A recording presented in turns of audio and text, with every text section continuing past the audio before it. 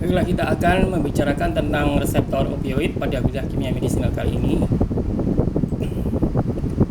Jadi, menurut hipotesis dari Beckett-Casey bahwa suatu reseptor opioid tunggal itu berinteraksi dengan morfin, di mana daerah ikatan ioniknya atau pada gugus COO- itu berinteraksi dengan nitrogen yang bermuatan positif. Daerah yang merupakan ikatan hidrofobik itu berinteraksi dengan cincin aromatis, di mana daerah hidrogen bondingnya itu berinteraksi dengan fenol. Nah, bentuk dari reseptor opioid ini adalah halo, jadi seperti huruf V ya, yang dapat menerima suatu rantai karbon, ya, jembatan karbon antara C15 sampai dengan C16. Nah, ini adalah bentuk reseptor dari opioid, ya. Reseptor opioid tadi dikatakan ada binding region-nya, ya, ada ionik, kemudian hidrofobik, dan kemudian hidrogen bonding tadi. Ya, ini di sini ada ioniknya, di sini van der Waals untuk hidrofobik, dan kemudian hidrogen bondingnya ada di sebelah sini. Nah, untuk reseptor opioid, kerangka struktur atau scaffold itu kerangka struktur atau backbone-nya yang paling cocok adalah yang menyerupai bentuk reseptornya, yaitu seperti bentuk huruf T. Ya. Nah, ini scaffold ini tadi, ya, bentuknya seperti ini. Ya, ada ikatan van der Waals, di sini ada ikatan hidrogen, kemudian di sini ada ikatan ionik. Ya. Bentuknya scaffold-nya itu seperti ini. Nah, scaffold yang seperti ini itu akan fit, akan sangat sesuai untuk masuk ke dalam binding pocket dari reseptor opioid tersebut. Kita bisa lihat di sini bagian bensennya ikatan van der Waals dengan bagian region yang hidrofobik dari reseptor opioid. Kemudian bagian di sini berinteraksi secara hidrogen dan bagian di sini berinteraksi secara ionik. Nah, ini adalah scaffold dari suatu reseptor opioid. Ya. Nah, kembali ke hipotesis dari Beckett-Casey bahwa mengatakan bahwa jembatan etilen tidak penting untuk beberapa obat analgesik atau penghilang rasa sakit, ya, contohnya adalah fentanyl, dan tidak ada kebaikannya atau no econ untuk extra binding regions found by extension. Jadi adanya perpanjangan rantai maksudnya itu tidak berpengaruh secara signifikan untuk binding affinity dari suatu analgesik pada reseptor opioid. Nah, kelemahannya adalah bahwa hipotesis dari Beckett-Casey ini tidak menerangkan atau tidak menjelaskan perbedaan dari structure activity relationship SAR antara meperidine dengan morfin, dan juga tidak menjelaskan sifat keberadaan antagonis maupun agonis atau campuran dari keduanya. Nah, reseptor analgesik ada beberapa yang sudah dipelajari, yaitu dalam kelompok besar digolongkan menjadi reseptor mu, kappa, dan delta.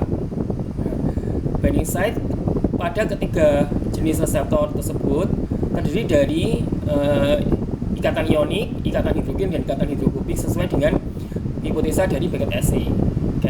Ya. Aktivasi dari reseptor ini akan memproduksi suatu analgesia atau rasa sakit itu kemudian akan hilang kalau reseptor ini berinteraksi dengan ligannya atau agonisnya.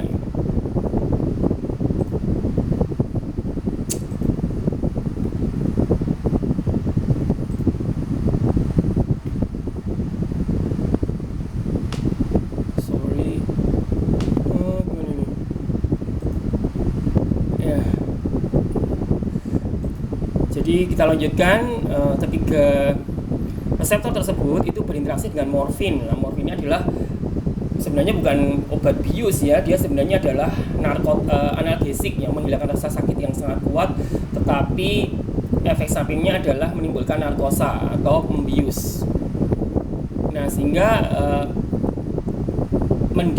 dengan adanya ketiga jenis reseptor ini ada peluang untuk mendesain suatu analgesik kuat yang selektif. Reseptor mu itu berikatan kuat dengan morfin. Aktivasinya menimbulkan efek analgesia dengan efek samping berupa depresi saluran pernafasan atau sesak nafas, euforia ya, halusinasi atau perasaan gembira yang berlebihan, kemudian ketergantungan, addiction. Reseptor ini termasuk keluarga besar protein G.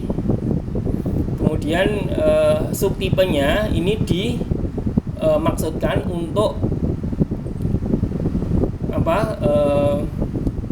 jadi mengeliminasi efek sampingnya gitu. Nah, reseptor mu ini berhubungan dengan semua sumber dari suatu rangsang nyeri.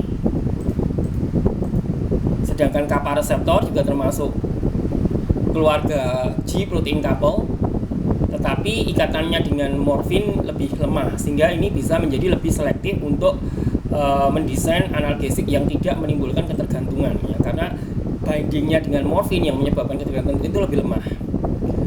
Nah, reseptor ini terkait dengan non-thermal pain induced stimuli ya, jadi suatu rasa nyeri yang tidak diinduksi oleh suatu peningkatan suhu ya. Jadi stimulus yang lain selain dengan, kan kita kalau kena panas itu kan nyeri gitu. Nah, ini dimaksudkan untuk tidak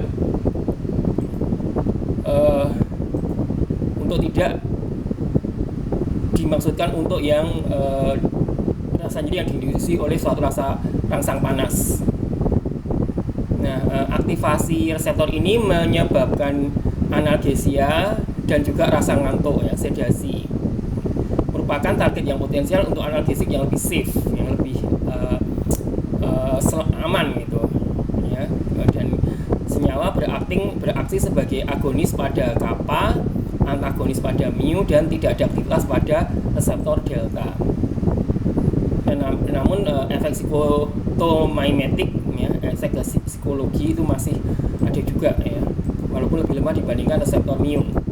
Reseptor delta ini morfin sangat kuat terikat padanya, merupakan reseptor untuk enkefalin. Enkefalin itu adalah narkotik alami yang ada di dalam tubuh kita. Jadi kalau tubuh kita merasakan rasa nyaman ya, kadang-kadang dari rasa sakit yang kemudian tanpa obat pun kita bisa healing dengan sendirinya, dia bisa sembuh dengan sendirinya. Nah, itu yang menyembuhkan sebenarnya adalah enkefalin, ini salah satunya ya. Aktivasinya itu memproduksi analgesia plus side effect, juga termasuk keluarga protein G ya. Reseptor delta ini terkait pada rasa nyeri yang diinduksi oleh semua sumber, termasuk panas, fisikal, kimia, dan sebagainya. Nah, ini tabel ini menunjukkan selektivitas obat-obat atau senyawa kimia yang terikat pada reseptor opioid ya. Jadi senyawa peptida endogen yang ada dalam tubuh kita seperti beta endorfin, leu, enkefalin, met enkefalin atau dinorfin itu memang ada dalam tubuh kita, dan dia secara alami akan menghilangkan rasa nyeri apabila reseptor opioid itu dirangsang untuk memproduksi rasa nyeri ya. Nah, ini kita bisa melihat selektivitasnya. Contohnya beta endorfin ini baik ketiga reseptor ini bisa terikat, sementara leu enkefalin dia hanya terikat kuat pada delta, met enkefalin delta, sedangkan dinorfin itu pada kappa. Nah, dengan adanya sifat seperti ini kita bisa memutuskan ya analgesik apa yang akan kita berikan atau akan kita desain agar mendapatkan efek analgesik tetapi tidak diikuti dengan efek samping yang berlebihan gitu. Nah, obat-obat opiat, obat-obat narkotika, analgesik narkotik itu bisa kita lihat di sini ikatannya dengan reseptor masing-masing. Seperti di sini ada morfin ya, paling banyak ada mu, metadon juga ya, betidin juga, etorfin, sementara etorfin itu ketiga-tiganya tidak selektif ya. Fentanyl lebih selektif pada mu, kemudian yang lain seperti pentasoksin, nalorfin, buprenorfin.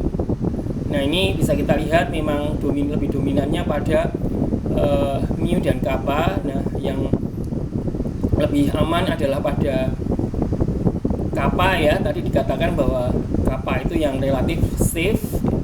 Jadi bagaimana kita bisa mendesain inhibitor yang positifnya lebih banyak di sini gitu, daripada pada mu dan delta yang lebih banyak menimbulkan ketergantungan dan efek samping yang tidak diinginkan. Nah, agonis versus antagonis. Nah, kenapa perubahan kecil dalam struktur, contohnya N-metil atau N-alil, mengubah sifat agonis menjadi antagonis. Agonis itu berarti mengaktifkan reseptor opioid untuk menimbulkan rasa sakit, sedangkan antagonis adalah kebalikannya.